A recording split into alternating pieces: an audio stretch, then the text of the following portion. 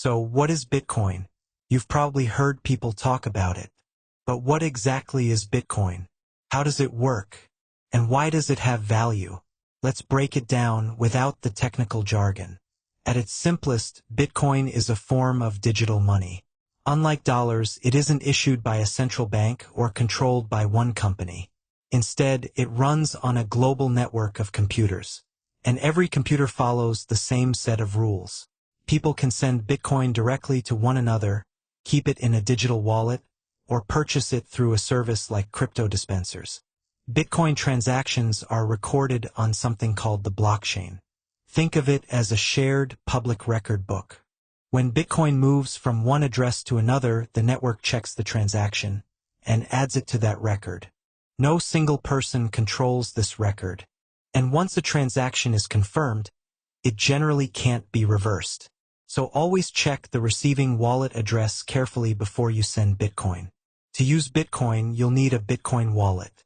Your wallet gives you an address that can receive Bitcoin, similar to the way an email address receives messages. Some wallets are managed by a company.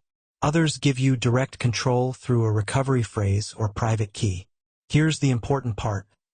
Never share either one. Anyone who has it may be able to access your Bitcoin.